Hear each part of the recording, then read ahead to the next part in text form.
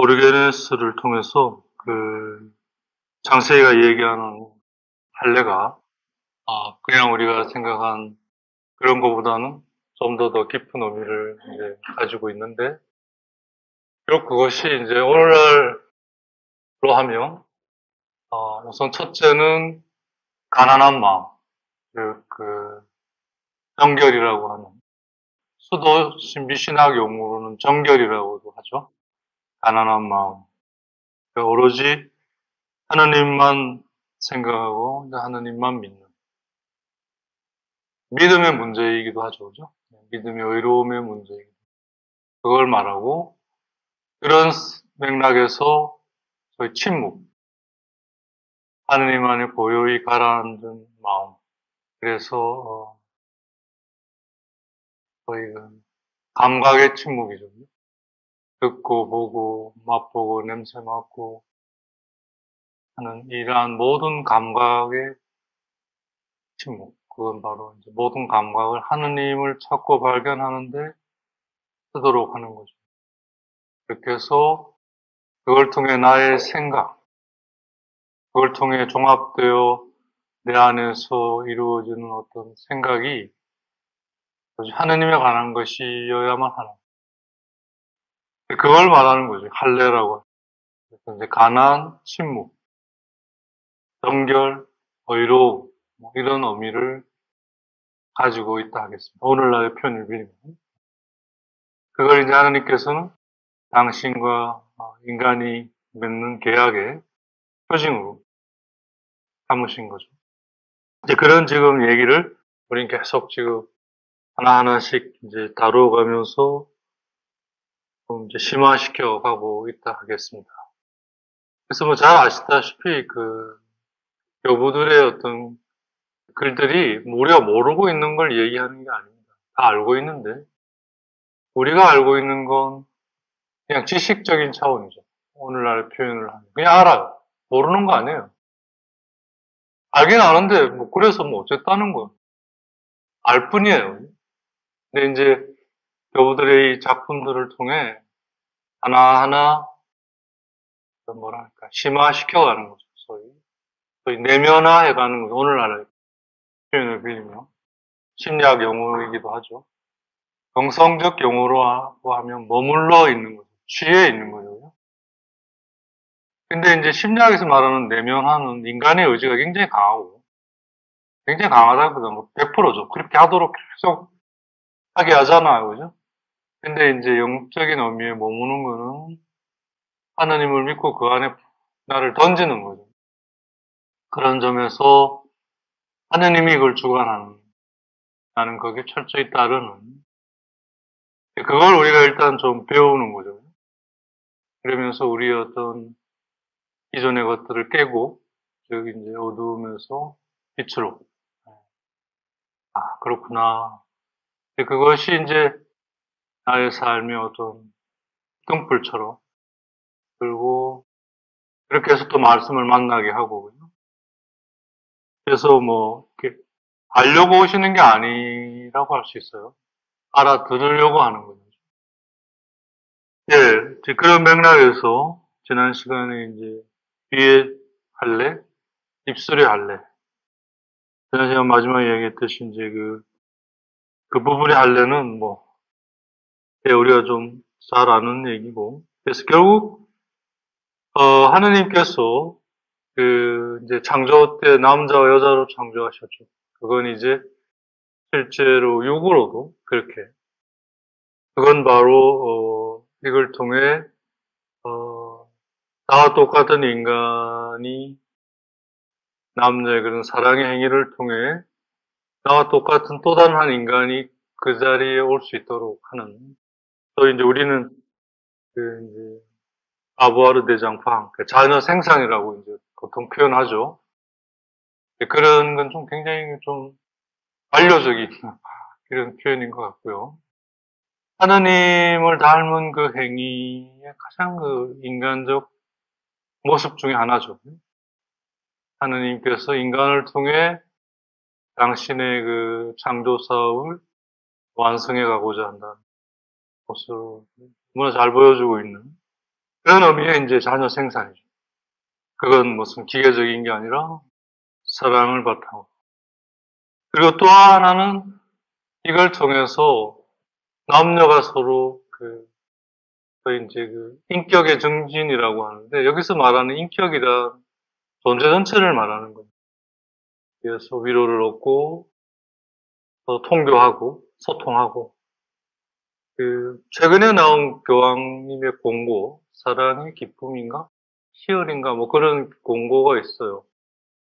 정말 놀랍게도 이전의 교리에서 머뭇머뭇거렸던 부분까지 아주 화끈하게 마음껏 즐겨라. 하느님 주신 큰 위로다. 우리식으로 좀 표현하면. 하지만 그 안에는 방금 얘기한 하느님의 창조 행위를 닮은 다음 세대의 준비가 담겨 있다는 사실을 기억하라. 그러면서 이제 동성애에 대해서도 받아들이진 않았지만, 그렇다면 우리가 그걸 인정은 해야 될 거 아니냐. 그게 건강한, 본래의 본질적인 관계는 아닐지라도 그것이 인간에게 있는 한 하나님께서 죄도 수용하시듯이 우리 또한 그걸 수용해야 되는 거 아니냐.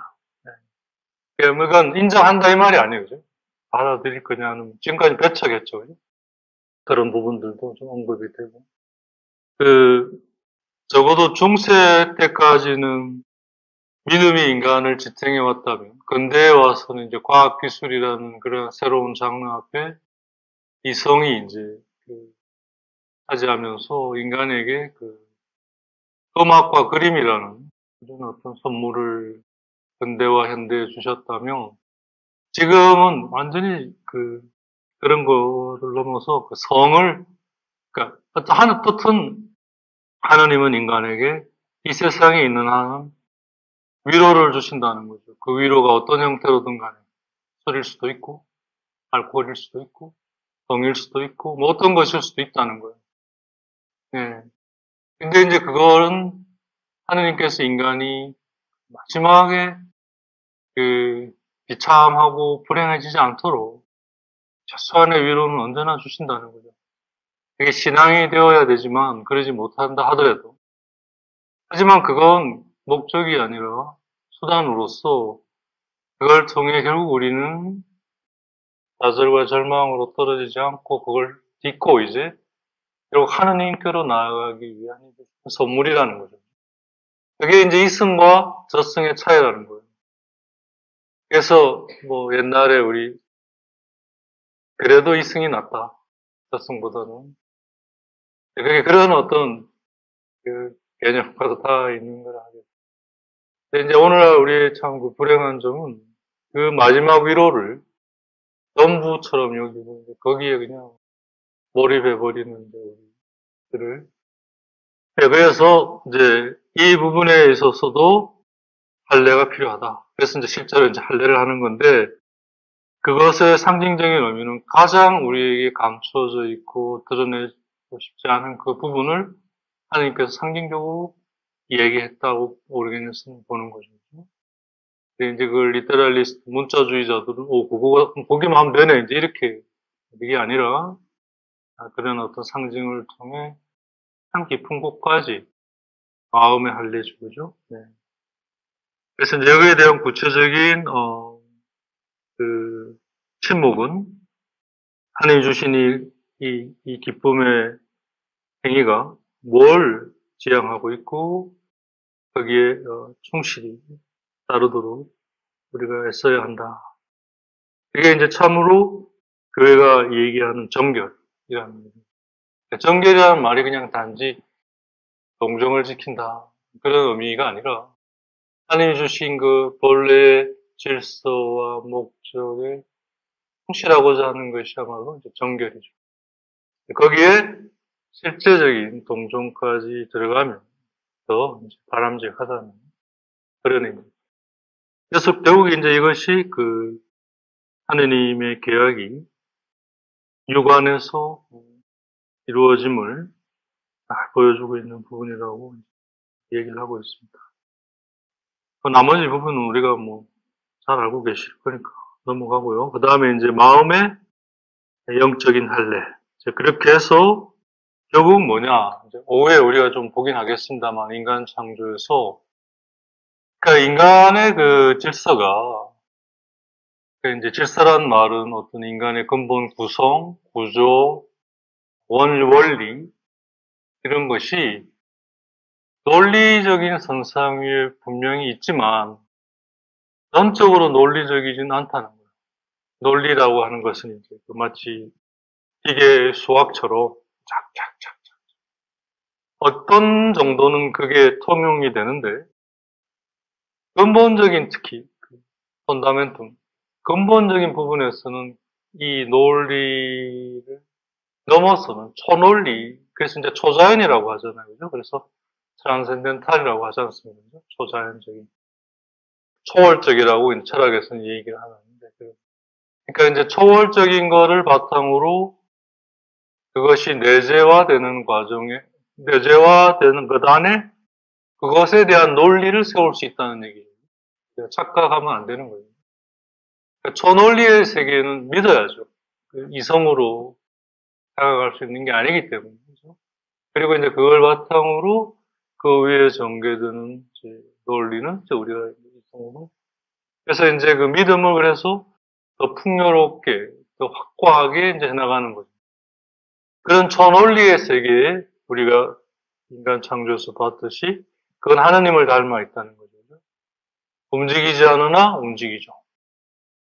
그러면서 움직일수록 더욱더 공고해지는 다시 그 본래 그 하느님의 모습을 띄어가는 이제 그런 얘기들을 우리가 쭉 지금 해나가고 보고 있는 거지 않습니까?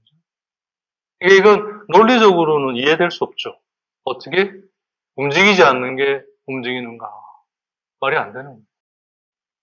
이제 이건 초월적 세계죠. 초자연의 세계. 이걸 바탕으로 내재화된 세계. 그래서 이제 그걸 바탕으로 어느 일정의 그 논리를 세워갈 수 있는 거죠.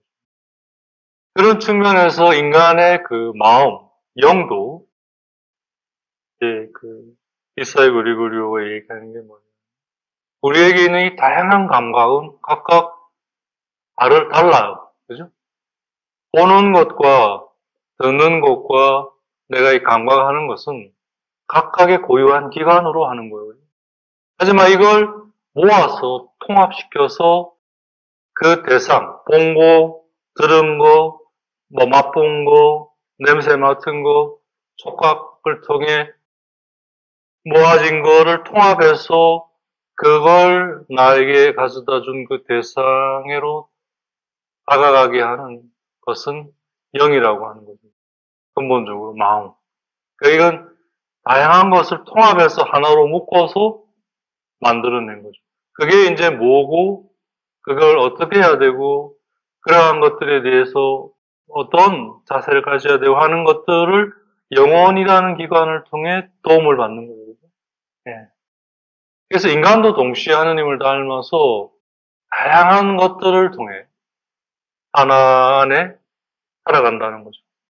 하나만 있어도 안 되고, 다양한 것만 있어도 안 되는 거예요. 같이 있어야 되는 거예요. 이게 지체 이론이지 않습니까? 그죠? 우리에게 발, 다리, 손, 다 필요한 거예요. 이게 있어서 머리로, 그죠? 하나의 몸을 이루는. 그래서 그리스도와 교회, 또 교회 안에 우리 각자, 이렇게 구성되어 있다는 거죠. 그래서 손이 발 보고, 뭐라고 해서도 안 되고, 또 발이 손 보고, 뭐라고 해서도 안 되고, 서로 존중하고, 서로 같이 공존해야 한다는 그런 이제, 그게 사실 그 근원을 찾아 들어가 보면, 모든 것의 근본인 하느님을 닮아 있는 거죠. 다양하나 그걸 하나로 묶어낸다는 거죠. 그게 바로 마음. 이 마음은 뭐 전에도 얘기했듯이 실체가 없어요. 분명히 존재하지만 막상 찾으려면 없어요. 어떤 하나의 기능이나 작용 혹은 뭐 태도, 자세 이런 것으로 우리가 살펴볼 수 있을 정도. 예. 마치 하나님을 닮아서 그런 거죠. 우리가 하나님을 찾아가면 하나님 계시지 않죠. 하지만 하나님은 모든 것 안에 당신 계십니다. 그러면서도 한 번 누워 계시면서 세부 대위격으로 이렇게. 그러니까 이건 이제 초논리죠. 논리라는 그릇에 담을 수가 없는 거죠. 그러니까 우리가 그런 점에서 이제 편협하다는 게 뭐예요? 이 전부를 어떤 이 뭐 작은 그릇에 다 담으려고 하니까 안 되는 무리가 생기는 거죠. 그냥 그래서 이제 그대로 두라는 거잖아요. 깨달음의 시작이 그잖아요. 그대로 두는 거. 인정하는 거죠. 그렇구나, 그렇구나, 그렇구나. 이걸 인위적으로 할 수 없는 거죠. 이렇게 되지도 않고. 뭐, 템포를 일시적으로 할 수 있겠지만 결국 그건 문제를 일으키는 거죠. 특히 도교가 그런 점에서는 아주 탁월한 인식을 가지고 있죠. 두라는 뭐, 양자나 노자의 그런 얘기 해보면 두라는 거잖아요. 그건 논리와 어떤 기초를 말하는 거죠. 그 위에 그리스도교의 관점은 뭐냐? 그 위에 하느님께서 당신의 계획에 따라 이걸 이끌어 가신다. 우리는 그걸 찾아서 알아가는 과정이 그 계획이 완성 속에 있게 된다는 거죠. 그걸 완성하는 게 아니라 그렇게 가신 하나님을 알아갈 때 그게 내 안에 완성이 된다. 알아가는 만큼 거기에 함께 할 수 있고 그래서 그게 내 안에 이루어지는 거죠. 내가 하는 게 아니라. 그러니까 그런 점에서 그 노자나 장자의 그런 무의하고도 굉장히 비슷한 걸 가지고 있어요. 그래서 우리 신앙의 선조들, 특히 1900년도 초, 1800년대 말, 우리 한국의 그리스도교의 토착화 작업들이 1차적으로 일어났잖아요. 그죠? 그때의 것들을 읽어보면, 대단한 인식을 가지고 있어요. 근데 근본적으로 바탕이 동양적인 것을 근본으로 하기 때문에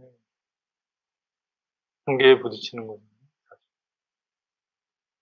이제 그런 관점에서 가장 인간의 근본인 그 마음, 영. 그래서 이 영은 근본적으로 뭐로 움직이느냐? 그러니까 이제 영과 영혼과 육체 이렇게 이제 십자가의 요한 성인의 그 그림에 나오지만 그렇게 이제 우리가 이제 할 수 있게 된 건데요. 근데 그러면 가장 근본인 그 마음은 뭐로 움직이냐? 되지, 열망, 하나님에 대한 갈망, 디자이어죠, 그죠? 디자이어라고 하는 건 그것이 나 안에 이루어지길 바라는 그러한 그 마음이에요. 마음이긴 한데 어떤 마음이냐면 좀 특화된 마음이죠. 마음이라는 것 안에 그 마음을 움직이는 어떤 마음이 있는데 그 마음을 특화시켜서 뭐라고 얘기하냐면 대지, 열망, 갈망 이런 거예요. 그러니까 인간에겐 근본적으로 하나님을 향해 나아가고 그래서 하나님과 하나 되고자 하는 열망이 근본적으로 있어요. 인간인 한. 그게 이제 플라톤이 그걸 잘 얘기하고 있죠. 이데아론을 얘기할 때. 근데 그때 그 신적 에너지, 신을 향한 에너지를 이제 에로스라고 유명한 용어로 썼죠. 그죠? 그걸 인본주의자들이 정말 완전히 깔아뭉개버렸는데, 에로틱이라는 그런 말로. 그러니까 완전히 신을 부정하는 그 상징적인 언어 중에 하나가 에로스를 완전히 깔아뭉개버린 거예요. 인본주의자들이. 그거부터 깨버려야 되니까. 그러니까 인본주의자들, 즉 인간이 근본이라고 여기는 그 주지주의자들, 그러니까 이성으로 모든 걸 우리가 해나갈 수 있다. 이게 이제 거의 이제 근대 과학 문명을 낳게 하는 토대를 이루지 않습니까? 그래서 이제 그걸 계몽, enlightenment. 우리가 원래 썼던 계몽은 좀 하느님께서 드러나셔서 우리에게 오셔서 그게 빛이 되는 그런 의미의 인라이트먼트. 그러니까 우리는 그걸 계시라는 말로 이해했죠. 이제 그걸 얘들이 계몽이라는 말은 이제 그거를 이 계몽이라는 말 안에는 뭐죠? 이거를 하나의 운동이라는 그러니까 뭐랄까 하나의 이제 그 이데올로기죠. 그렇죠? 운동이라고 하는 건 뭐냐면 하느님의 운동하고 달리 이걸 사람들에게 알려야 된다. 잘못된 거를. 그래서 그런 의미의 이제 그 인간 지성의 역할을 알리고자 하는, 그래서 이제 인간 지성이 모든 걸 할 수 있다는 걸 알리고자 하는 이 두 가지 목적이 같이 결부된 게 인라이트먼트, 빛을 비춘다.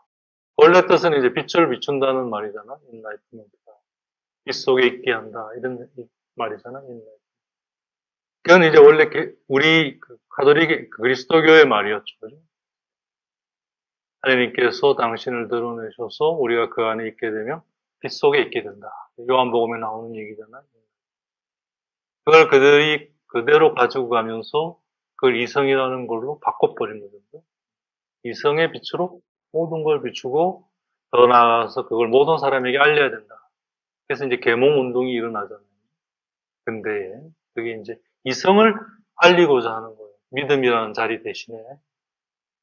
근데 거기서 이제 이들이 간과한 게 뭐냐면 근본적으로 이 이성이 움직이는 근본 자리를 잃어버렸고 더 나아가서 그 근본 자리를 잃어버렸을 뿐만 아니라 그게 이제 마음이죠. 그걸 이제 나중에 이성만으로는 도저히 안 되니까 이제 이성의 그 끝자락이 뭐 니체나 뭐 넘어서 포에르바하나 이런 쪽으로 가면서 완전히 막 돌아버리는 거예요. 그 이성의 끝이 이제 완전히 이제 그 뭐 미친놈처럼 돌아버리는 철학적으로. 그래서 이제 다시 마음의 문제로 다시 돌아오고 그래서 이제 프로이드부터 이제 심리학이 시작이 되죠. 근데 이제 기껏 프로이드가 한 게 이제 성의 문제에서 출발하고 조금 나아간 게 이제 누구야? 유용이 이제 꿈. 그런 맥락 속에 지금 우리가 있다는 걸 알아야 돼요. 그래서 우리가 얼마나 하나님이 주신 본래의 것에서 얼마나 좁게 살아가고 있는가. 얕고 좁게 살아가고 그런 환경 속에 있는가를 비판적으로 이제 건강한 비판 속에 바라볼 수 있어야 되는 거죠. 말씀의 성경, 말씀의 눈으로. 이 교부들이 했던 거예요. 그래서 당시에 그런 만신론과 혹은 히랍 철학으로부터 사람들을 구해낼 수 있었던 거죠. 이제 다시 원래 얘기로 돌아가서 우리가 잃어버린 게 뭐냐? 우리에게 있는 이 근본적인 갈망, 열망의 대상을 잃어버린 거예요. 그게 어디로 가요? 결국 그게 인간 자신에게로 가고 육으로 가게 되고 욕망이 돼버리는 거예요. 이게 이제 모든 죄의 근원이 돼버리는 거죠. 하여튼 그런 맥락을 이 안에 가지고 있습니다. 그래서 돼지 열망이나 갈망은 근본적으로 어떤 성격이냐면 불타는 거예요. 이게 뭐 차갑고 이럴 수가 없어요. 이건 뜨거운 거고 언제나 뭐 활화산처럼 비록 화산이 활동을 하지 않아도 밑에서는 부글부글 이 마그마가 끓고 있다고 하잖아요. 지금 이 지구가 마치 흔들리는 판 위에 마치 있는 거나 같다고 하잖아요. 지질학적으로. 왜 우리 지학 시간에 많이 배웠잖아요. 뭐, 지구의 구성, 뭐, 특시, 뭐. 내가 그때 좀 더 잘 배워놓을 걸 하여튼.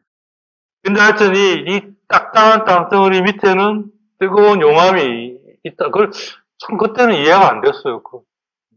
그래서 뭐 어쨌다는 거야. 뭐 지금 튼튼하면 되지. 뭐, 참 그게 참 좁은 생각이었다는 게 드는데. 지금 우리가 있는 이 판 자체가 사실은 미끌미끌한 그런 미끄럼틀 위에 있는 거나 뭐 같다고 얘기를 하잖아요. 이제 그런 것들이 불쑥 나와가지고 뭐 좀 요즘 뭐 지진 얘기도 막 나오고 그러잖아요. 아무튼 근본적으로 이 모든 것들은 즉 자연은 하느님을 향해 불타오르는 열망을 모든 자연은 가지고 있다는 거예요. 이제 우리가 인간 창조에서 계속 볼 건데요. 모든 피조물에게는 하느님을 향한 열망을 가지고 있다는 거예요. 식물, 동물 다. 그래서 식물이 빛을 향해 커가는 것도, 동물이 뛰어다니는 것도, 이제 그런 상징들을 읽어내는 거죠, 그죠? 그것이 하느님을 향한 찬미이고, 그 안에는 하느님을 향한 열망이 있다.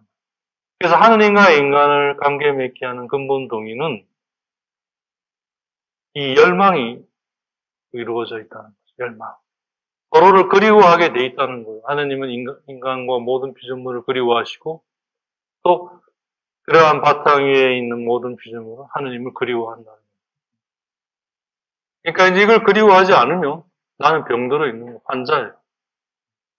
그래서 이제 우리의 이 열망은 하느님을 향한 그걸로 불타올라야 되는데 우린 사치스럽거나 호사스럽거나 아주 그러니까 아주 낮은 수준, 그러니까 밑바닥, 아주 비천한, 아주 뭐라고 해야 되나, 싸구려, 예. 그런 아주 고상하고 이런 그러한 것들로 우리가 돼 있는데 그렇게 안 쓰고 이걸 아주 천하게 쓰는 거예요. 예. 마치 이부인이 아주 그냥 천하게 자기를 대하는 것과 같은 이런 그래서 우리의 마음이 사치스럽거나 호사스럽거나 같은 비천한 그런 욕망으로 불타오를 때 마음의 할례가 필요하다. 이제 결국 그것의 원인이 뭐냐 이거예요. 우리의 이 열망이 하느님을 향해 있지 못하기 때문에 하느님을 향해 있도록 하기 위해서는 믿음의 의로움이 있어야 되는 건데 그건 하나님께서 우리 모두에게 주신 거예요. 믿음의 의로움. 우리가 자기를 내려놓고 다가갈 때는 그게 나의 눈에 드러난다는 거예요. 내 마음의 눈에. 자기 거에 가리기 때문에 이제 보이지 않는다는 얘기죠. 그러니까 이제 보이는 대로 내 열망은 불타오르게 돼 있으니까 그걸 태우는 거죠. 그걸로 이제 내 모든 걸 소진하는 거죠. 그게 이제 가치스러워. 귀찮은.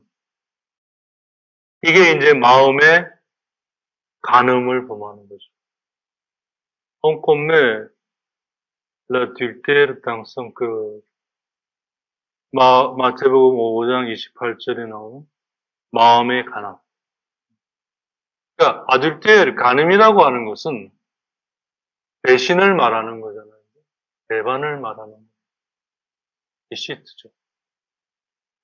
속이는 거죠. 치팅인 거죠. 하느님을 속이는 거죠. 자기를 속이는 거죠. 그러니까 그 자체보다는 그것이 가지는 근본 원인, 태도가 뭐냐? 속입니다. 속이고 속고. 그래서 자기도 거기에 속아 넘어가는 거예요. 그래서 악마를 속이는 자, 기만하는 자로 이제 원래 악마라는 말의 뜻이 사탄이 무슨 뜻이냐면 속이는 자, 기만하는 자.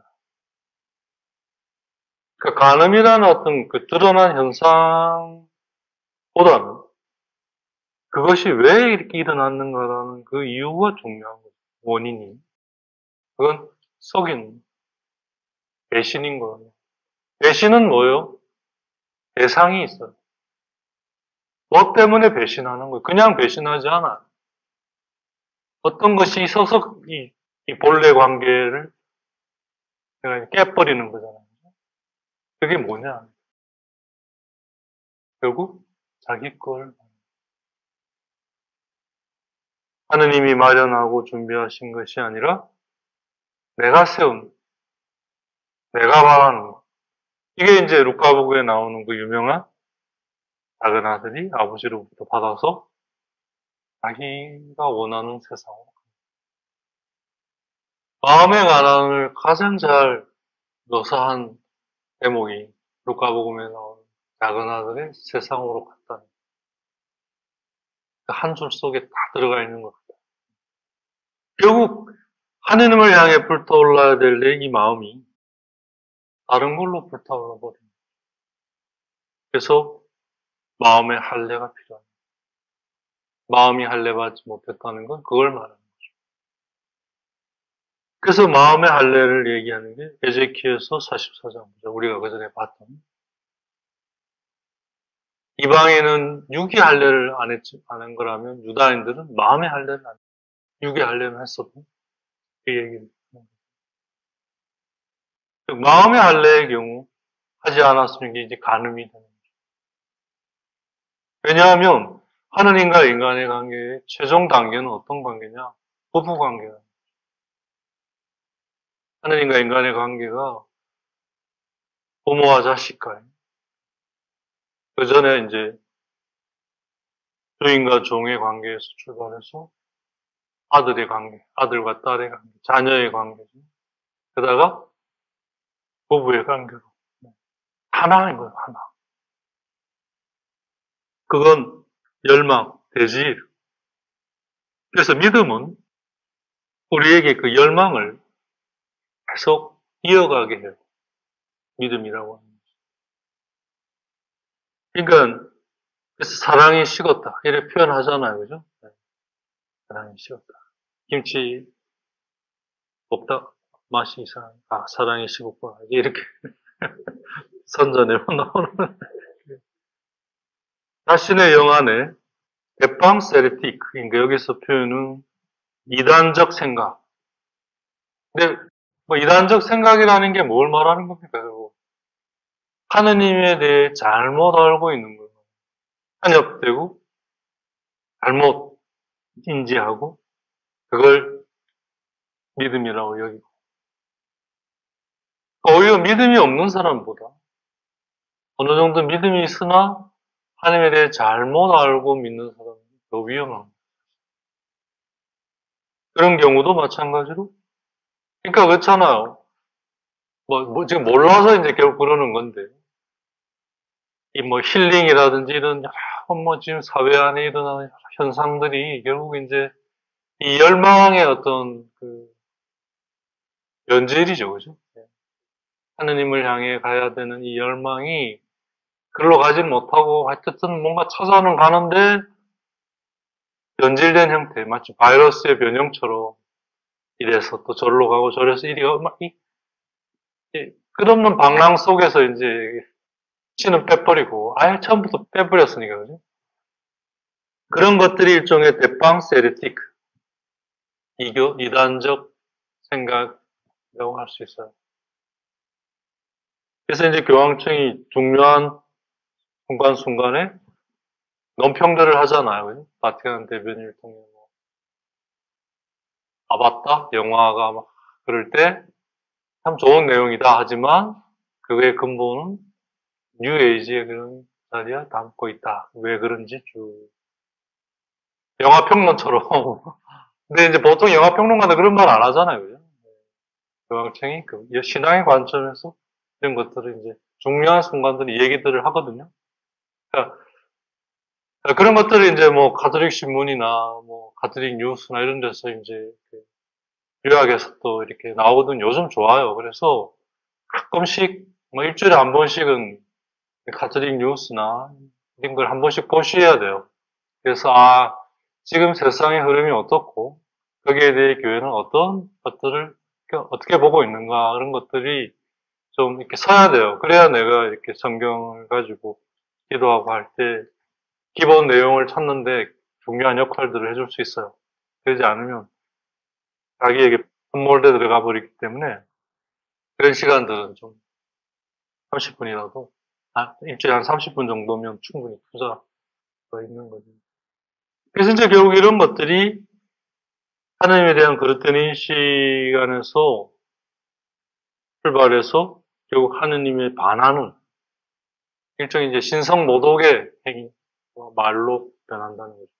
그래서 나 하느님 안 믿어, 뭐 예수가 뭐야 이런 말은 안 하지만 내 마음 깊숙한 곳에서는 하느님에 대해 그리스도에 대해 별 관심 없고 뭐 있어도 뭐 굉장한 그 선입견과 편견으로 이런 것들이 다 마음이 할례받지 못하는 다른 것들로 내 마음이 점유되어 있는. 그러면 그거 어떻게 되냐?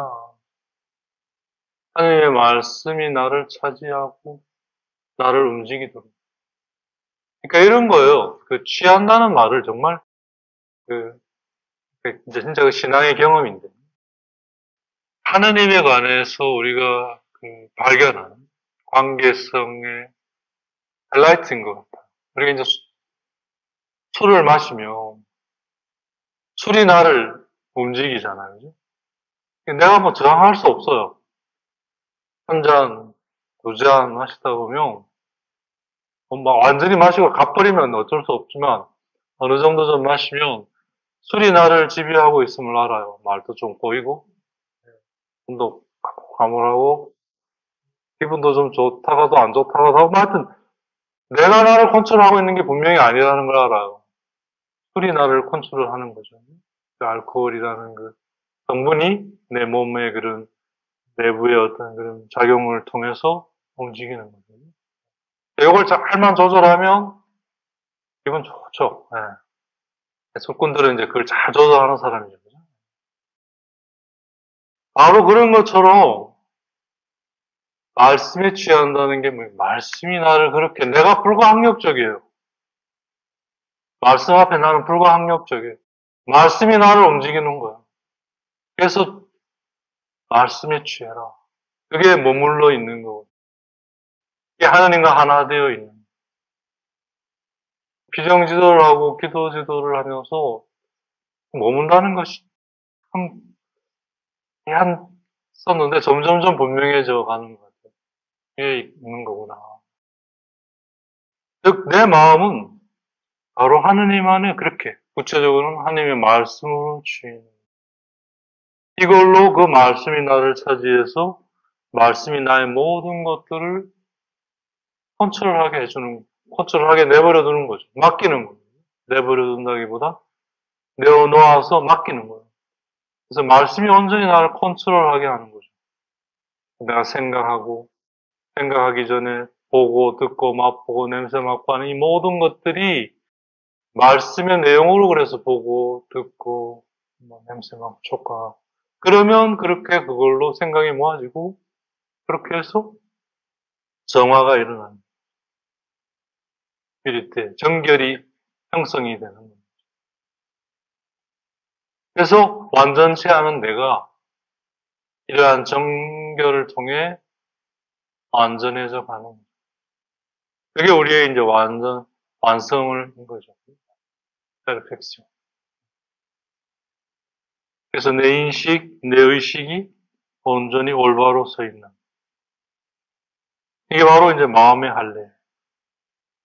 그래서 예수님께서 마음이 깨끗한 자들, 즉 마음이 순결한 자들은 복되다. 왜냐하면 그들은 하느님을 보게 될 것이기 때문에.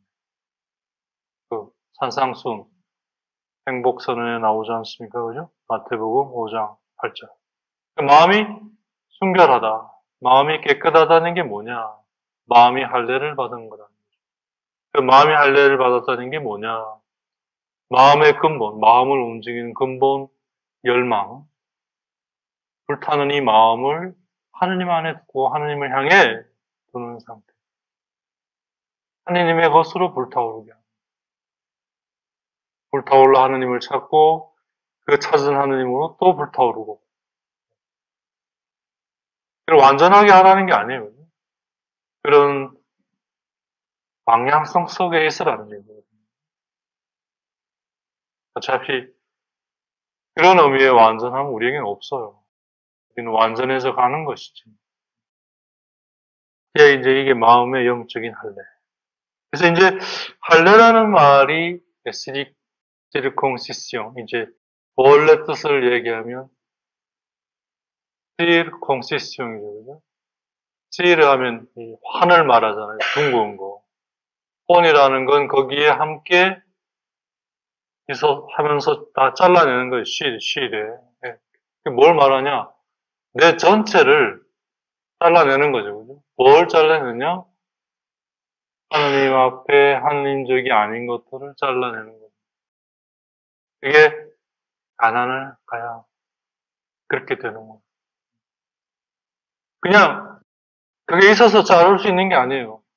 가난해져 갈수록 그게 잘려나가고 그럴수록 그 가난은 침묵으로 내재화되면서 정결의 형태를 띠게 됩니다. 그래서 크려져 갈수록 그만큼 하느님이 내 안에 머물게 되고 그래서 난 하느님을 보게 되는 그런 구성인 거죠. 그래서 어거스틴 성인이 얘기하신 것처럼 정결, 도명, 일치 이렇게 정화, 정결 다 같은 말이죠. 정화, 그다음에 도명, 정화된 만큼 도명, 빛이 들어오고 빛이 들어온 만큼 하나 되는 거죠. 그게 놀랍게도 마음이 깨끗한 사람은 하느님을 보게 될 것이다. 이 말 안에 다 들어가 있는 거예요. 이제 마음이 정결이 되려면 결국 뭐예요? 그 마음이 관장하는 눈, 귀, 코 이것들이 정화가 되어야 돼요. 그럴수록 마음이 정화되고 마음이 정화되어야 즉 영이 정화가 되어야 영혼이 정화가 되는 거예요. 영혼이란 궁극적으로 마음과 육이 해놓은 것들을 정리하고 종합해내는 역할을 영혼이 하는 거예요. 이 지성과 의지가, 특히 지성이. 그러니까 마음과 육이라는 이 작업이 따라주지 않는 지성이란 그야말로 허무한 거죠. 그래서 우리가 평소 가지고 있는 지식이 그걸 말하는 거잖아요. 알긴 아는데 아무 도움이 안 돼. 오히려 방해만 돼. 방해만 돼. 가끔씩 인생에 도움이 안 되는 것들 있잖아. 내가 정말 저런 놈하고 살아야 되나? 한 번도 도움이 된 적이 없어. 맨날 지적거리나 하고 마치 그런 거와 같은 거야. 지성이. 지성은 그래서 철저하게 겸손하게 있어야 돼요. 그게 뭐냐? 마음과 육이 하는 것들이 드러나기까지 기다려야 돼요. 그래서 자기 역할을 에만 충실하면 되는 거예요. 오지랖 넓게, 그러니까 아무것도 안 돼요. 오늘날의 문제의 핵심은 그거라고 봐요. 그리고 그건 모든 세대의 문제였어요. 근데 이제 오늘날 더 심한 것 같아요. 모든 걸 우리는 그렇게 하잖아요. 지성을 앞세워서 탁 해버려요. 그러니까 다 된 거예요. 근데 되는 거 하나도 없잖아요. 뭐가 돼요? 된 것처럼 보여요. 지성은 맨 마지막에 정리하는 역할. 마음이 그리고 육이 해놓은 거를 정리할 게 없으면 지성은 가만히 있어야 되는 거예요. 근데 그게 아니니 그럴수록 지성은 더 날뛰잖아요. 그죠? 뭔가 없으니까 불안하잖아요. 그러니까 뭔가 나도 뭐 아니니까 만들어라도 내잖아요. 막 머릿속에서 아니니까 막 만들어내잖아요. 그죠? 악순환이죠. 그걸 끊어내야 돼요. 정화라고 하는 게, 할례라고 하는 게. 있었죠. 그죠? 있었는데 그걸 뭘 배웠는지 모르겠어요. 진짜. 물론 뭐 이런 얘기를 그때 우리가 뭐 이해할 수 있는 건 불가능했을 거예요. 근데 아무튼 그때라도 좀 더 이렇게 인간의 그런 근본 구성이라든지, 근본 원리라든지, 아니면 최소한 그런 것들의 역사라도 제대로. 근데 참, 지금도 이래 여전히 보면, 심지어 대학에서조차도 모르겠어요. 하여튼 좀, 뭘 하긴 하는데, 참 예. 그래서 결국 그런 것들이 우리로 하여금 학업이라는 이름 하에, 결국 대방세 에레틱, 이단적 생각을 불어넣어주는 결과를, 어쨌든, 그리고 이제 결국 거기에 대한 치열한 뭐 논쟁이라고 할까? 를 치열한 것 빼더라도 논쟁을 하긴 하죠. 문제가 던져지니까. 근데 결국 그걸 어느 순간 우리가 이제 다 놓는 게 소위 이제 먹고 살기 위한, 먹고 산다는 게 이제 자기 수준에 맞게 살기 위한. 그러니까 이제 부유함으로 가는 거죠. 그죠? 세상의 부를 향해 감으로써 이걸 다 놓아버리는 거죠. 그러니까 세상의 부가 무서운 게 그 자체보다는 그 결과가 무서워. 그걸 통해 이걸 다 놓아버린다. 사실 이건 하나의 이제 찾아가는 과정인데, 온전치는 않지만. 그래서 정말 자기 수준에 맞게 어느 정도 산다는 이거에 대해 정말 우리가 이걸 하느님 안에 두지 않으면 이 자체가 나쁘다는 건 아니죠. 나는 육체가 있기 때문에 그 육체에 맞게 살아야죠. 그죠? 하지만 이걸 하느님 안에 놓아야 된다는 건데, 그러지 않는다는 거죠. 그걸 자기 안에 둬버린다는. 이게 여기에서부터 이제 마음의 할례가 이제 깨어지게 되고. 그러니까 이제 그 무방비 상태에 막, 뭐, 오물들이 이제 밀려 들어오는 거죠. 그러다 보니까 더욱더 결국 허상을 쫓게 되는 거죠. 그죠? 권력이라는 것도 대표적인 그렇잖아요. 권력이라고 하는 거. 그 다음에 명예라고 하는 거. 돈이라고 하는 거. 그게 어느 정도까지는 그게 실제를 띠고 있는 것 같은데 그게 어느 정도 선이 없어요. 그죠? 그거는 하나의 무슨 어떤 소위 이제 그래서 속임수인데 어느 정도부터는 이제 자기도 감당할 수 없고 그냥 그걸 지켜야 되고 허상이라는 건 허상이라는 게 이제 실제가 돼버렸어 내 안에 그걸 지켜야 되고 이러면서 하나님이 주신 모든 자원을 다 거기에 쏟아붓는 그래서 이제 작은 아들이 탕진하는 그러한 결과를 가져오는 그런 것 안에서 제대로 되지 않은 것 하나님께 투사해서 이제 하나님을 모독하고 감사할 줄 모르고 이제 이런 것들이 하나님에 대한 이제 비난과 모독 이런 거죠. 찬미와 감사에 대한 자리 대신에 그래서 결국 이제 마음의 할례는 결국 열망의 어떤 정결 열망의 정결이라 믿음의 정결을 말하는 거예요. 그래야 내가 제대로 된 인식 속에 있게 되는 거예요.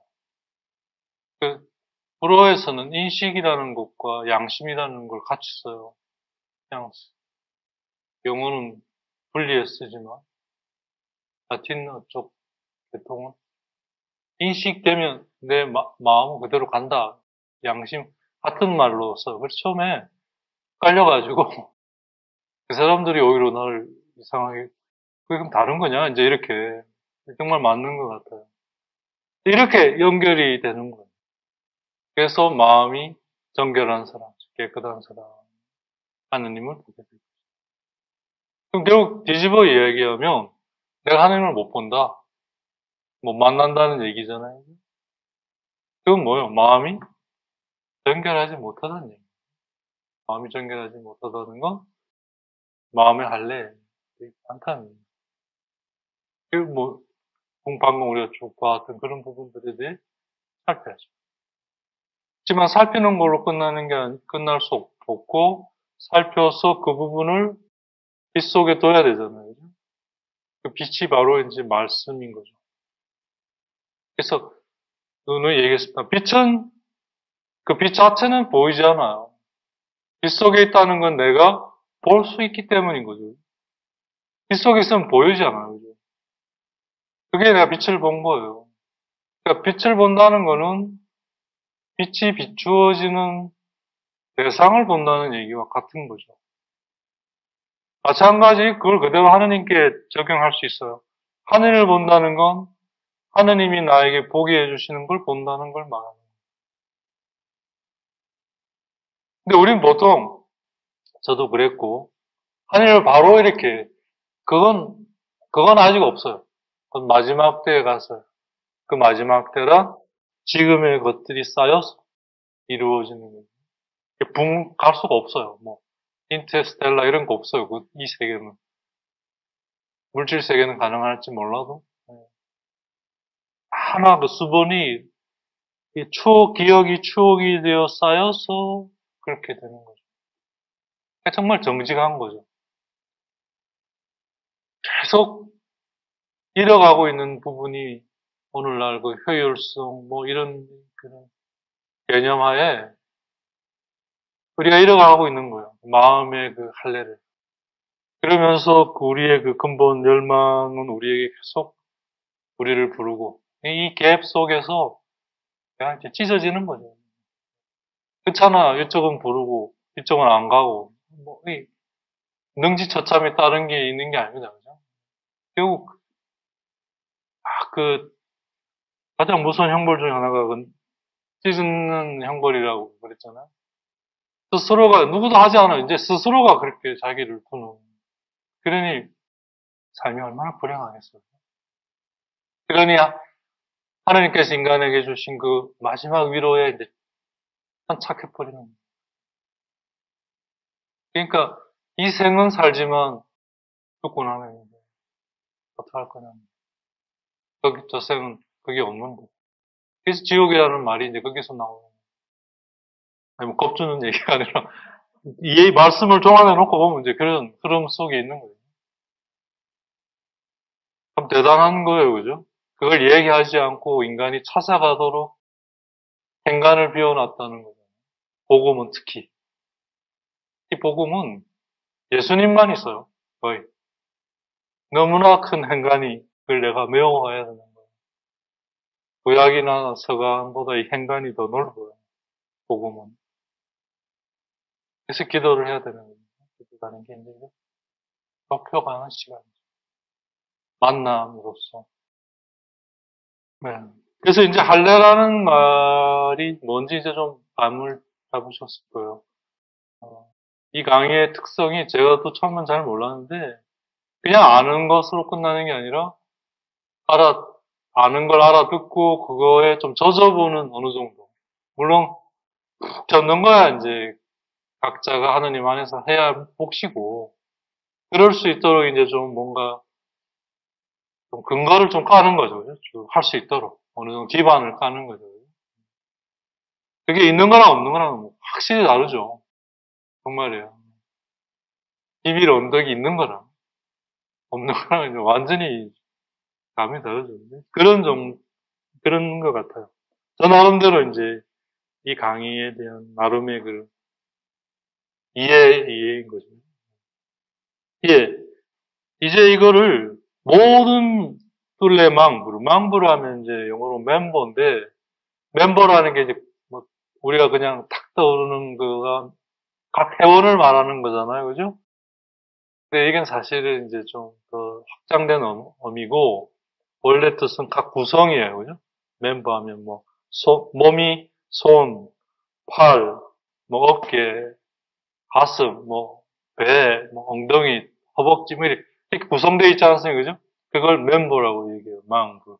그러니까, 할례는 이제 모든 망부를, 구성으로 확장돼야 된다. 전체로 가야 된다. 어느 부분은 빠지고, 어느 부분은 하고, 이거 아니라. 그러니까, 세수만 해서 되는 게 아니라, 샤워. 샤워만 해서 되는 게 아니라, 바스. 그러니까, 물 속에, 욕조에 내가 푹 잠겨야 된다는. 그래서 머무는 거잖아요. 취하는 게 그거잖아요. 어느 한 부분만 취하는 게 아니에요. 전체가 취하죠. 내 팔만 취했다, 야. 그 부분 마취할 때 하는 거고. 진짜 그러는 거죠. 네, 그래서, 이제 이 할례는 귀, 입, 마음, 육체의 그 부분 뿐만 아니라 동일하게 모든 것을, 그래서 우리의 손, 우리의 발, 우리가 보는 시야, 우리의 후각, 우리의 타치, 모든 것에 말 그대로 할례가 필요하다. 저도 이 부분을 보고 좀, 놀랐어요. 손. 우리의 손도 할례가 필요하고, 발. 어디로 갈 거냐? 발이 결국 발이 하잖아요. 그죠? 우리의 손, 뭘 할 거냐? 뭘 볼 거냐? 뭘 들을 거냐? 심지어 뭘 냄새 맡을 거냐? 뭘 건드릴 거냐? 또 무엇이 나를 건드리게 할 거냐? 등등을 그냥 생각 없이 그렇게 해버리면 결국 내가 원하고 내가 바라는 것으로 흘러가게 된다는 거죠. 그걸 하느님 안에 두도록 했어야 되고, 그러려면 하느님이 나에게 뭘 하시고자 하시는지를 계속 찾아가려고 해야 하고, 그러려면 기본적으로 그런 능력을 말씀의 머물러 배양해 가야 한다는 거죠. 그래서 기도의 동요성이 나오는 거죠. 기도를 하게 되면 그런 능력이 배양이 돼서 이 모든 것들 안에 내가 따라갈 수 있게 되는 거예요. 그렇게 되는 거예요. 이게 이제 우리가 이걸 잘 모르는 사람은 기도해서 뭐 하냐고 안 되는데, 맞아요. 기도해서 이게 안 돼요. 그 자체로는. 기도를 함으로써 이런 게 배양이 되고, 그래서 그걸로 이렇게 해나갈 수 있게 되는 거예요. 그러니까 우리는 기도를 그냥 자기가 원하는 걸 이루기 위한 수단으로만 써버리니까 안 되는 거예요. 그래서 저는 이런 사람도 봤어요. 아주 열심히 하신 분인데, 자기가 원하는 게 있어요. 근데 이분은 이제 그걸 여러 가지 정황으로 봐서 하느님께서 지금 이렇게 이루어지실 것 같은 거예요. 자기 생각이죠. 그러니까 이제 이걸 어떻게 하냐면, 묵주 기도를 통해 9일, 54일, 100 이걸로 딱 정해가지고 거기에 맞춰서 이렇게 하면 들어주실 것이다.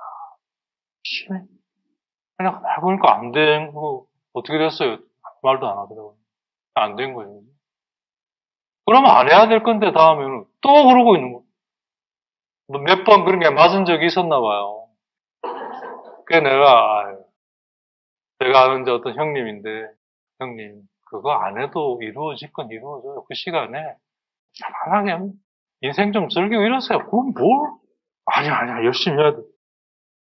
하느님이 원하시는 건 그런 거 아니에요. 그렇게 이루어질 거면 그리 안 해도 이루어져요. 근데 안 이루어질 거면 아무리 해도 안 이루어져. 왜? 하느님의 계획 속에 그게 없기 때문에. 없다는 건 그게 나한테 필요 없다는 얘기예요. 필요 없는 걸 왜 하느님이 하시겠어요? 필요한 걸 하시는 거예요. 이 할례, 열심하나 할례가 돼 있지 않은 거죠.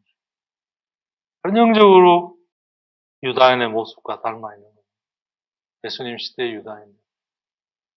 몸은 할례를 받았으나 마음은 할례를 하지 않아요. 그게 뭐예요? 손이, 발이, 바라봄이, 모든 타치나 접촉 이런 것들이 안 돼 있는 거죠. 그래서 하느님께서 얘기하시죠. 내가 완전하니 너희도 완전하게 되어야 한다. 그 말이 뭐냐? 완료 형태가 아니에요. 너희의 모든 것 속에 어떤 것도 빠짐없이 너희 존재 전부의 이 모든 것들이 할례 속에 있어야 합니다. 하느님의 완전함은 그 자체로 완전함이에요. 우리의 완전함은 그런 완전함이 아니라 우리 전체에 이게 행해지고 있어야 한다. 이게 하느님의 완전함은 말 그대로 완전함이죠. 완전함이라는 의미가 크게 두 가지잖아요. 그죠? 전체, 그 다음에 그 전체의 각 부분. 각 부분이란 말은 모든 것 안에 그대로 되는 거잖아요. 그대로. 근데 우리의 완전함은 그걸 닮아는 있지만 우리는 이 두 가지 완전함을 구성하는 것 안에 첫째 성향이 더 강해야 된다는 거예요. 우리의 모든 것 안에 이게 진행이 되어야 한다는 거예요. 그러면 두 번째 단계. 그게 그렇게 되는 건지 하느님 안에서 되어가는 거죠. 이 부분도 굉장히 우리에게 이제 중요한 부분이에요. 그죠? 이게 이제 제대로 서 있지 않으면 정말 헛수고하는 거죠. 안 되는 걸 막 하려고 하니까. 네. 그러니까 이제 안 되는 거 하려고 하면 뭐가 문제가 되냐면 하려고 하는 것조차도 이제 안 되니까 포기해버리잖아요. 그게 무서워. 실제로는 그게 더 무서워. 포기해버리는 거죠. 열망이 식어버리는 거죠. 그러면 100% 기만 속에 빠지게 되는, 속게 되는 거죠. 그래서 하느님의 사람은 이 점에 있어서 완전해야 돼요. 하느님이 완전하신 것이고, 아까 말씀드린 대로 이게 모든 것 안에, 모든 것. 내가, 그러니까 이제 그 모든 것이란 뭐냐? 나의 인식이 그만큼 확장될수록 그 모든 것도 확장되겠죠. 어차피 우리에게 모든 건 말 그대로 전부일 수는 없죠. 전부를 향해 나아가는 과정이죠. 하느님은 이 근본적인 당신의 방향성 속에 있을 때는 절대적이지 않은 상대적인 것도 절대적으로 여겨주시는 거죠. 과부의 두 입이 그거잖아요. 그 자체로는 작은 돈이지만 그 사람에게 그게 전부였어요. 그와 똑같이 나의 인식의 범위 내에 전부가 있는 거죠. 그러니까 우리가 할 일은 뭐예요? 인식을 넓혀가야 합니다. 인식의 확장은 정화와 맞닿아 있는 거죠. 정화는 결국 인식의 정화는 뭐예요? 구성 부분들의 정화가 확장과 닿아 있는 거죠. 소위 절대와 상대가 공존하고 있다는 거예요. 그리고 하느님 안에서 이게 공존할 수 있어요. 우리가 이걸 공존시킬 수가 없어요.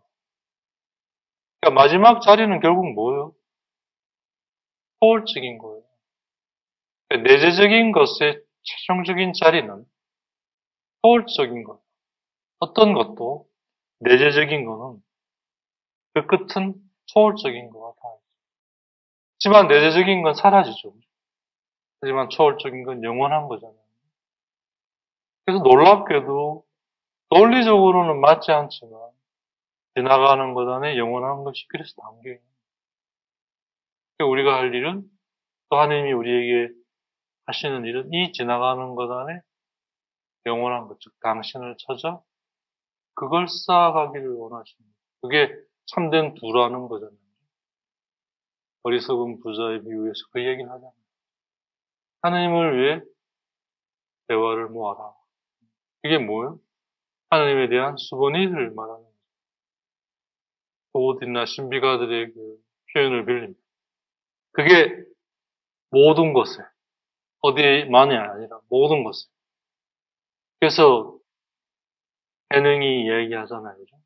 결국 돈은 평상심에 있다. 깨달음은 평상심에 있다. 참선할 때만 깨달고, 깨달음이 있고, 참선 끝나고 나면 그거 없고, 그거 아니다. 참선할 때든, 안 할 때든, 평상심. 그게 자체가 깨달음이어야 한다. 그래서 그 얘기를 하잖아요. 제자에게 뭐하냐? 참선을 하고 있습니다. 참선하는 제자 앞에 와서 벽돌을 막 가는 거예요.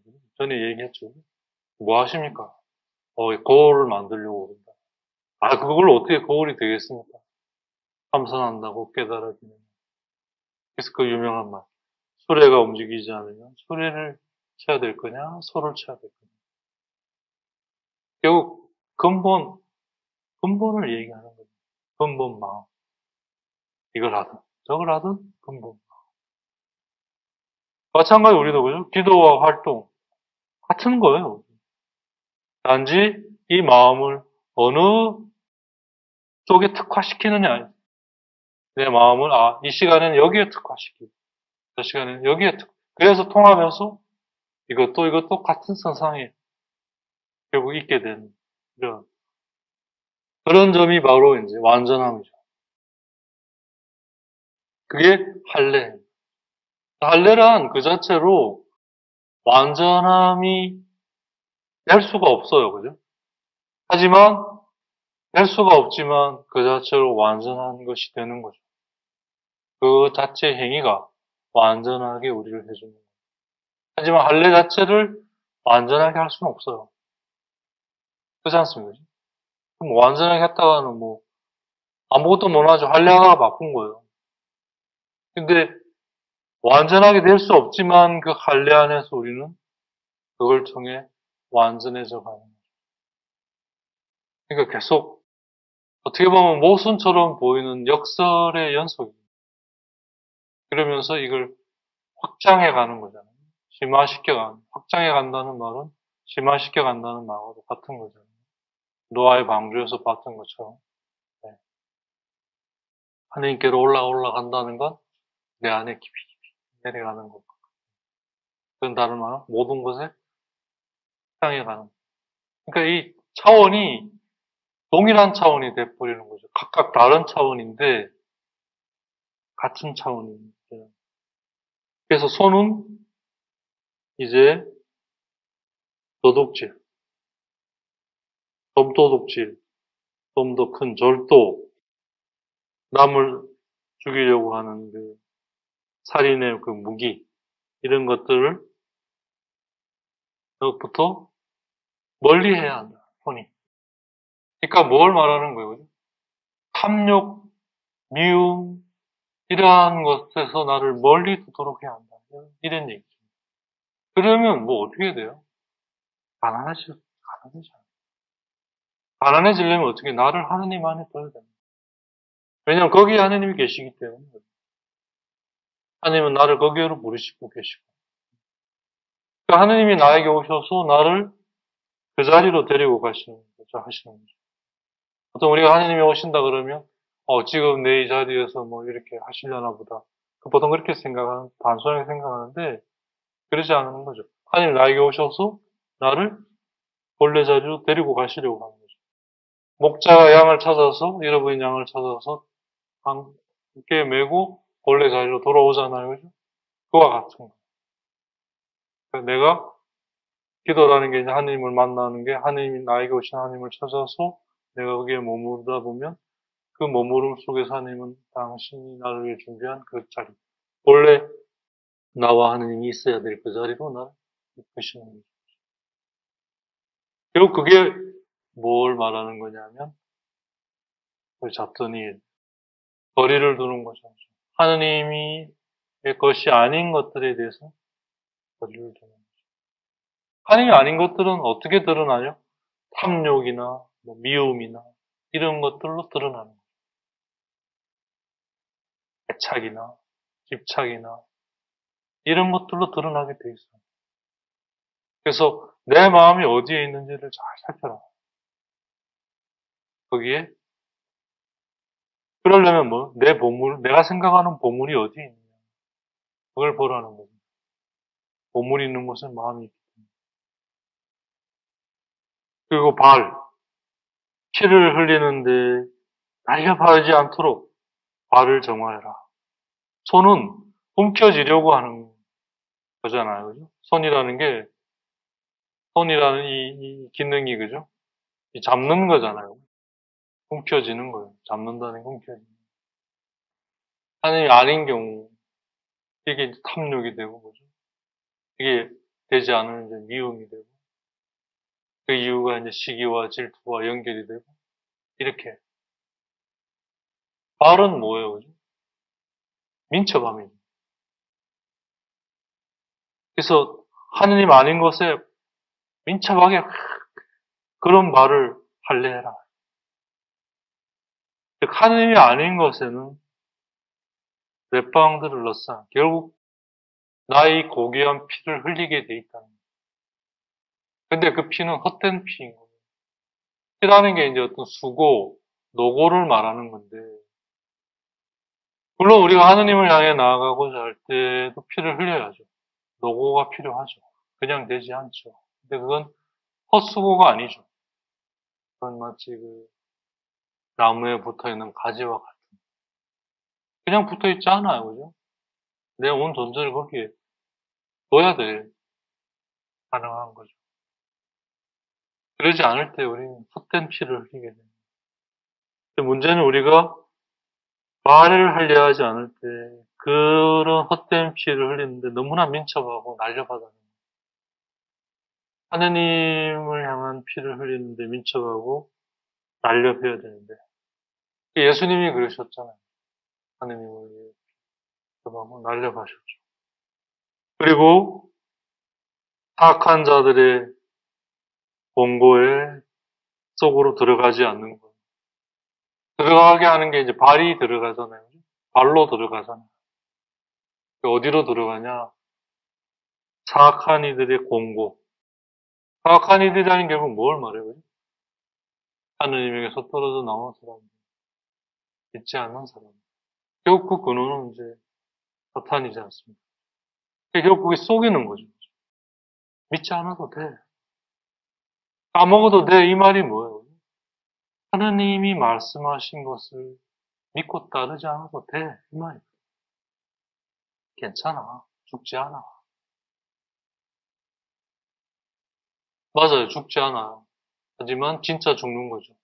그러니까 악마에게 우리가 속는 게, 악마는 절대 거짓말하지 않아요. 놀랍게도. 사실을 말하는데, 그 사실이 참된 사실이 아니니까 말이 좀 그런데. 각각은 맞아요. 다 맞는 말이에요. 죽지 않는다, 뭐, 괜찮다. 근데 그게 괜찮다, 죽지 않는다, 이게 그 고유한 맥락을, 컨텍스트를 가지고 있는데, 악마가 하는 일은 이걸 없애버리는 거죠. 컨텍스트라는 게 이제 함께 두는, 본문을 함께 둔다 이 말이, 전체를 본다 이 말이 같은 거거든요. 즉, 전체를 무시하고 부분만. 그러니까 우리가 속는 거예요. 맞아요. 괜찮아요. 그래. 하느님이 우리에 대해 뭐 하시지 않아요. 죽지 않아요. 근데 그 죽지 않는 게 죽지는 않지만 영원한 죽음 속에 있는 거죠. 그러니까 하나만 봐버리면 우린 100% 속을 수밖에 없어요. 그 자체는 맞으니까. 전체를 놓고 볼 수 있어야, 그러니까 전체란 뭐죠? 아까 말한 모든 것의 할례인 거죠. 그리고 확장이고 상승, 프로그레스형이고, 그죠? 심화이고, 이런 거죠. 얼마나 하느님 안에 충만하게 있느냐. 이 문제인 거예요, 결국은. 그러니까 지식이 아무런 힘도 못 쓰는 게 부분일 수밖에 없는 거죠. 전체 속에 있지 않아요. 사악한 이들의 공고 속에 들어가지 마라. 이게 다 지금 성경에 나오는 얘기입니다. 하느님이 완전하신 것처럼 너희 이체가 완전하게 되어라. 뭐 디모데후 후서 3장 17절에 나오고, 그 다음에 피를 흘리는데 민초가지지 않도록 해라. 뭐 이사야서 59장 7절 등등. 뭐 이 구절 자체보다 이제 성경을 읽다 보면 이제 여러분들이 하나하나 이제 감을 잡게 될 거예요. 그 다음에 뭐 사악한 이들의 공고 속에 들어가지 마라. 시편 1장 1절. 그걸 가지고 지금 구체적으로 발의 할례를 얘기하는 거예요. 그래서 단지 너희들의 발이 어디로 가게 해라. 하느님에 의해 준비되고 하느님께서 결국 나를 위해 계획하신, 즉 하느님이 원하신 그 일에 내 발이 움직여 나아가도록 해요. 그러려면 어떻게 해야 돼요? 찾아가야 하는 거죠. 하느님은, 그러니까 우리가 이제 여기서 이제 깔리는 거예요. 그거 어떻게 아냐, 이거. 알려줘야 알 거 아니냐. 하느님이 알려주시는 방식을 알아야 된다는 거죠. 하느님 그냥, 이렇게 해야가 아니에요. 뭔가를 통해서 그걸 알아가게 하셔요. 알아가게 함으로써 어느 정도 알게 됐을 때는 벌써 내가 그걸 실제로 하고 있게 하시는 거죠. 불교에 그 무슨 문자가 있던데, 하다 보면 그렇게 하고 있다, 뭐, 뭐라고 하여튼, 불교에서 뭐라고 하더라고요. 그러니까 걱정할 거 없어요. 찾아가는 것이 실제로 하고 있는 거예요. 그래서, 그런 거구나라고 어떤 내 앞에 펼쳐진 이걸 통해, 이게 뭐냐? 하느님이 왜 이거를 나에게 원하셨는가? 그걸 찾아가다 보면, 그러셨구나라고 쯤 할 때는 벌써 내가 해온 거예요. 그래서 그거 하나님이 나를 위해 준비하시고 원하신 게 벌써 내 안에 되어가고 있는 거죠. 더 따로 이제 할 필요가 없어요. 쭉 해왔기 때문에. 그러니까 마지막에 할 일은 뭐예요? 그 결실을 따는 거죠. 아, 내가 그래, 그렇게 하나님 원하신 걸 했구나, 이렇게. 그게 이제 내 거가 되는 거죠. 그런 방식이에요. 그러니까 우리는 보통 알고 그걸 하려고 하잖아요. 이게 아니라는 거예요. 이건 그야말로 인본주의적 방식, 인간의 방식이라는 거죠. 물론 그런 부분도 필요하죠. 하지만 그건 하느님이 우리에게 하시지 않아도 우리가 알아서 다 하느님이 주신 능력으로 할 수 있어요. 그 부분은. 하느님이 가르쳐 주시지 않아도 우리가 어떻게 먹고, 어떻게 자고, 다 알아서 해줘요, 몸이. 그런 관계가 아니라 정말 하느님을 알아가는 그런 것은 하느님을 찾아가다 보면 알아가게 되고, 알게 되면 되게 돼 있는 그런 관계예요. 그러니까 계속 성경이 얘기하는 게 그거죠. 뭘 하라, 뭘 하지 말라 이런 거가 아니라 하느님을 찾아 알아가는. 온 마음을 다하고 그게 사랑하는 거잖아요. 찾아서 그분을 상대를 찾아서 상대가 누군지를 찾아서 알아가고자 하는 게 이게 사랑인 거죠. 온 마음을 다해 온 힘을 다해 온 정성을 다해. 첫째 계명이다. 사랑하라. 이게 구체적으로 뭐냐? 하나님을 찾아 만나가라. 발의 정황은 뭐예요? 이렇게 하는 것으로 너의 발이 움직이게 하라. 손의 정황은 뭐예요? 그렇게 하지 못하는 걸 막는 걸 주지 말라. 그렇게 하는 것들을 잡아라. 그렇게 하게 하는 것. 네, 오늘 여기까지.